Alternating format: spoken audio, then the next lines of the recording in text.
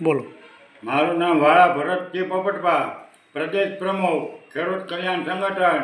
અત્યારે જે ડુંગળીના ભાવ છે એ આજની તારીખમાં ખેડૂતોને મહુવા કે તળાજા, ભાવનગર કે ગોંડલ કે વગેરે યાર્ડની અંદર 100 થી 200 રૂપિયા એક મણના, એટલે કે 20 કિલોના 100 થી 200 રૂપિયા, એટલે 5 રૂપિયાની કિલો કે 10 રૂપિયાની કિલો.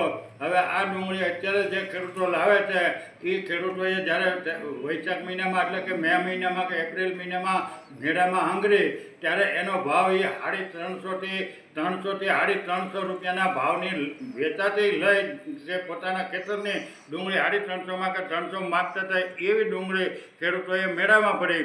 પછી મેળાના ખર્ચ, એના દાળિયાના ખર્ચ, મેળાના ભાડા વગેરે અનેક, અને ડુંગળીમાં ઓછામાં ઓછી 30% થી 40% ઘટ આવે. એટલે એ ઘટ જો ગણે તો અત્યારે ખેડૂતોને ડુંગળી છે એ 600 થી 700 રૂપિયાની મણ વેચાય તો ખેડૂતોને એક પૈયું મળે નહીં, પણ ખેડૂતોની ડુંગળી છે એ 100 રૂપિયાની મણ વેચાય. તો એ ખેડૂતોને કેટલી બધી નુકસાની થતી છે એની કલ્પના રૂપિયામાં કરવી તો ખૂબ અશક્ય છે.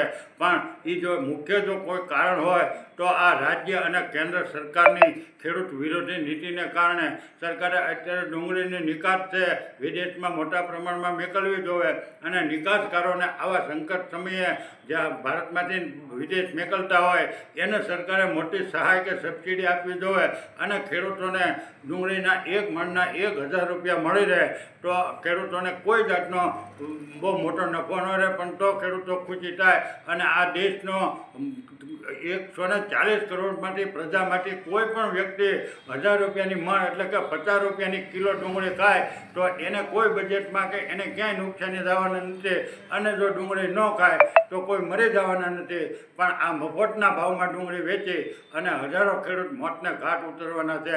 એટલે આ સરકારની કટુ નીતિના કારણે જ્યારે સરકારને નિકાસ કરવાની હોય ત્યારે આયાત કરે, અને આયાત કરવાની હોય ત્યારે નિકાસ કરે. અત્યારે સરકારે કપાસની આયાત ઉપર જે ડ્યુટી હતી એ હટાવી લીધી, અને પહેલાં 1 મહિનાની કરી, અત્યારે છે ડિસેમ્બર મહિના.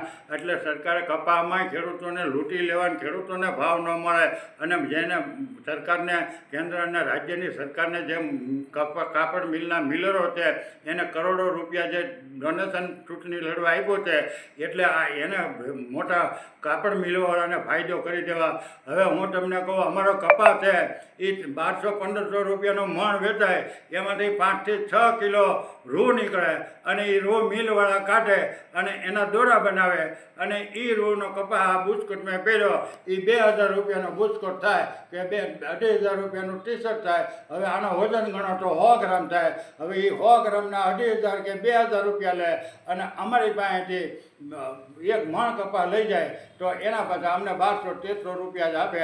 એટલે સરકારને મોટામાં મોટી ભૂલ હોય તો, અને સરકારને જે હવા છે એ અમને પૂરેપૂરી ખબર છે કે જે લોકોએ મત આપ્યા છે એ મતની સરકારને હવા છે.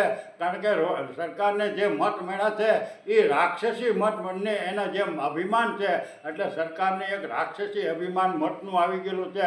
પણ આવનારી ચૂંટણીમાં જો સરકાર અત્યારે કપાસના 2,500 રૂપિયા, સિંગના 2000 રૂપિયા, અને એવી રીતે તમામ ઘણસીના ભાવ છે સરકારે ટેકાના જાહેર કર્યા, એ તમામ ભાવ 3 ગણા વધારી આપે અને ડુંગળીના 1000 રૂપિયા કરી આપે તો આ ગુજરાત કે દેશના ખેડૂતો બચી શકે એમ છે. નહીંતર સરકારને જે મતનો રાક્ષસી અભિમાન છે એ રાક્ષસી અભિમાન પાછો આવનારી ચૂંટણીમાં વિસાવદરવાળી થઈ છે. અને જરૂર પડશે તો સરકારને અમારી ચેતવણી છે, જો સમજે તો સરકારને સમજણ છે કે તમે સમજી જાઓ, નહીંતર પછી ક્યારેક નેપાળવાળી થશે ને તો વડાપ્રધાનને, ગૃહમંત્રીને, મુખ્યમંત્રીને લુગડા પહેરીને, લુગડા કાઢીને ભાગી જવાનો વારો આવશે, અને લોકો ઊભા રોડે ચડાવશે. નેપાળની જેમ થશે. પ્રજા જો ભારતની જ્યારે વિપરશે ત્યારે કોઈ લશ્કર કે કોઈની તાકાત નથી કે આ ભારતની પ્રજાને જ રોકી શકે. એટલે અમારી સરકારને ચેતવણી છે. અને આ સહકારી ક્ષેત્રવાળા છે એ તો મોટા લૂંટબાજ, હરણા કંસ કરતા ને રાક્ષસો કરતા કરોડો વખત જો કોઈ નાલાયક હોય તો સહકારી ક્ષેત્રવાળા, એમાં માર્કેટિંગ યાર્ડવાળા તમામે તમામ એકાદો હારો જો આખા ગુજરાતમાંથી ગોતવો હોય તો એક જણો હારો ગોતવો હોય તો હવે અત્યારે જડે એમ નથી. એક આંગળીના વડે હારો કોક નીકળ્યો હોય ભાગ્યે તો અમે એને અભિનંદન આપવા અમારી તૈયારી છે.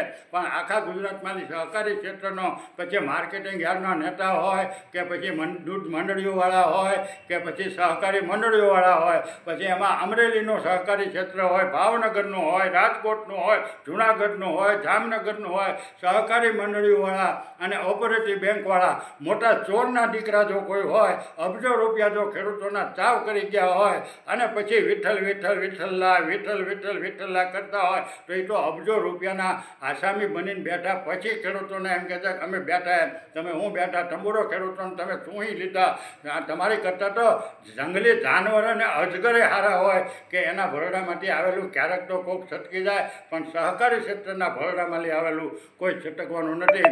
આની માટેનો જગદીશભાઈ મહેતાએ ખૂબ જોરદાર ઝુંબેશ ઉપાડી છે, એને અમારો અભિનંદન છે અને પૂરો ટેકો છે.